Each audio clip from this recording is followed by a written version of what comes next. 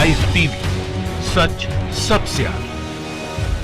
नमस्कार, the live TV देख रहे हैं आप और आपके साथ मैं हूं हर्षिता सिंह। दिल्ली की एक अदालत ने राजद्रोह कानून के बारे में एक बड़ी टिप्पणी की है, जिसके बाद से राजद्रोह कानून एक बार फिर लोगों के सामने चर्चा में आ गया है। दिल्ली की एक अदालत ने किसान आंदोलन के दौरान सोशल मीडिया पर एक पोस्ट को फॉरवर्ड करने के लिए इस वीडियो को पोस्ट करके अफवाह फैलाने और राजद्रोह के मामले में 2 आरोपियों को सीधा जमानत दे दिया है। उन पे लगे सभी आरोप खारिज किया है और जमानत देते हुए इस कानून को लेकर के बड़ी टिप्पणी की है। अदालत ने साफ कहा कि किसी भी प्रदर्शनकारी का मुंह बंद कराने के बहाने या फिर असंतुष्ट लोग जो सरकार के उनके कामकाज से फैसले से खुश नहीं है और जो भी सोशल मीडिया पे किसी भी तरीके के पोस्ट करते हैं, तो वैसे लोगों पर किसी भी तरीके से उनको खामोश करने के लिए राजद्रोह का कानून उन पर नहीं लगाया जा सकता है किसी के भी द्वारा, जो बीजेपी की सरकार के आने के बाद से कुछ ज्यादा ही बढ़ चुका है। आप देखते हैं कि अक्सर विरोधियों की आवाज को कुचलने के लिए, उनकी आवाज को दबाने के लिए उन पे ऐसे राजद्रोह देशद्रोह का जो कानून है वो उन पर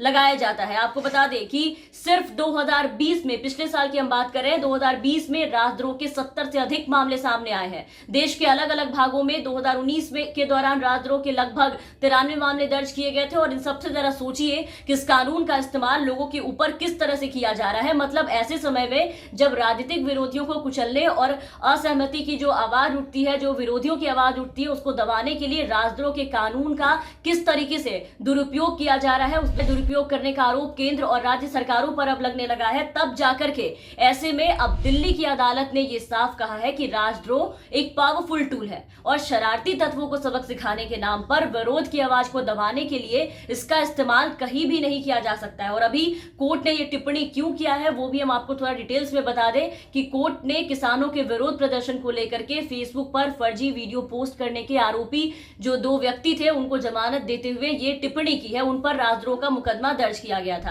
दरअसल 2 लोग जिनका नाम देवीलाल बुद्दुक है और स्वरूप राम है, उन दोनों पर आरोप था कि उन्होंने फेसबुक पेज पर पोस्ट किया है कि दिल्ली में 200 पुलिसकर्मियों ने किसानों के समर्थन में इस्तीफा दे दिया है, दिल्ली पुलिस का बगावत, ये उनका टाइटल था। जिसके बाद इसी महीने फेसबुक पर फर्जी वीडियो डालकर कथित रूप से राजद्रोह और अफवाह फैलाने के आरोप में दिल्ली पुलिस ने उन्हें गिरफ्तार किया था। लेकिन अब दिल्ली की अदालत ने इसे खारिज करते हुए इन्हें सीधे सीधे जमानत दे दिया है और सारे जो इन पे आरोप थे उसको खारिज किया है। और अदालत ने कहा है कि समाज में शांति और कानून व्यवस्था बनाए रखने के उद्देश्य से राजद्रोह का कानून सरकार के हाथों में एक शक्तिशाली उपकरण है और इसे इस तरीके से इसका दुरुपयोग नहीं करना चाहिए लोगों का मुंह बंद कराने के लिए या फिर जो असामाजिक तत्व है उनको सबक सिखाने के लिए इस तरीके का कानून का इस्तेमाल करना कहीं से भी सही नहीं है। न्यायाधीश ने साफ कहा है कि उनके हिसाब से आरोपियों को जिस टैगलाइन के लिए जिम्मेदार बताया गया है और जिस तरीके से पुलिस ने उन पर मुकदमा दर्ज किया गया है, दिल्ली पुलिस को लेकर के जो हेडलाइंस दिए गए थे आरोपी के द्वारा, उसे सीधे तौर पर पढ़कर भारतीय दंड संहिता यानी कि इंडियन पिनल कोड की धारा 124 से लगाना बहस का एक गंभीर मुद्दा है। और इसके अलावा उन दोनों आरोपियों स्वरूप राम और देवीलाल जिनका नाम था, उनकी तरफ से जो वीडियो पोस्ट किया गया था दिल्ली पुलिस को लेकर के, जिसमें उनके खिलाफ ये हेडलाइंस दिया गया था, जिसको लेकर के दिल्ली पुलिस ने तब बवाल मचाया, उस वीडियो को लेकर के भी न्यायाधीश ने खुद ये साफ साफ कहा है कि उन्होंने खुद इस वीडियो को देखा है। उन्होंने ये कहा कि मैंने खुद कोर्ट में वीडियो को देखा है जहां ये जाहिर होता है कि दिल्ली पुलिस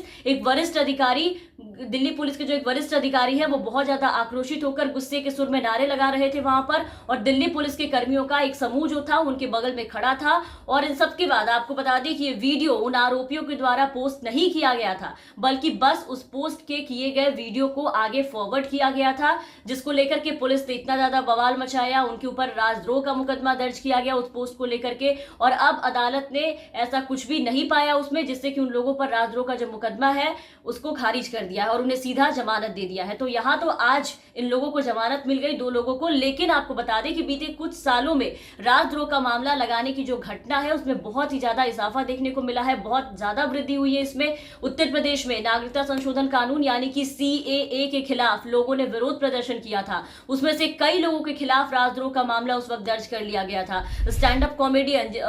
मुनव्वर फारूकी, पिछले दिनों आपने देखा कि उनके खिलाफ भी राजद्रोह का मामला दर्ज कर लिया गया था कि उन्होंने गृह मंत्री अमित शाह के खिलाफ अपमानजनक टिप्पणी की है। इसके अलावा और भी कई लोग हैं और भी कई केसेस हैं जिसमें लोगों पर ये राजद्रोह का जो मामला है वो धड़ल्ले से दर्ज किया गया है जब से मोदी जी की सरकार आई है। और इसको लेकर के कई अहम मसलों पर न्यायपालिका को भी कटघरे में खड़ा करने वाले सुप्रीम कोर्ट के पूर्व जस्टिस मदन बी लोकुर ने पिछले दिनों आपने देखा कि पिछली बार ही ये कहा था कि लोगों की आवाज को दबाया जा रहा है। यहाँ पर उन्होंने साफ कहा था कि सरकार के खिलाफ आवाज उठाने के कारण आज हजारों लोगों को आज जेल में सीधा उठा करके डाल दिया जा रहा है, उन पर इस तरीके से मुकदमे दर्ज किए जा रहे हैं। उन्होंने कहा कि राजद्रोह का इस्तेमाल लोगों की आवाज को सख्ती से कुचलने के लिए आज किया जा रहा है। इसके पहले राजद्रोह देश की आजादी लड़ने वालों पर लगाया जाता था जो कि आजादी की लड़ाई लड़ते थे, और अब आप देख रहे हैं कि लोकतंत्र में आवाज उठाने वालों पर ये मुकदमे दर्ज किए जा रहे हैं। आज वाकई में जो हो रहा है आप देखिए कि सरकारें आज लोगों की आवाज पर हथौड़े की तरह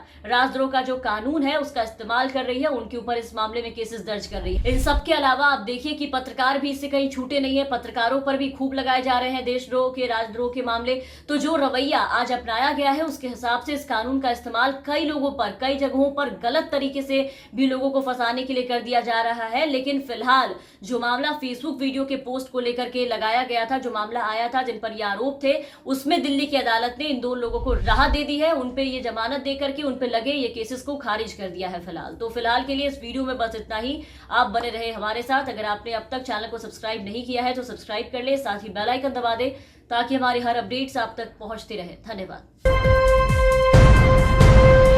लाइव टीवी, सच सबसे आगे।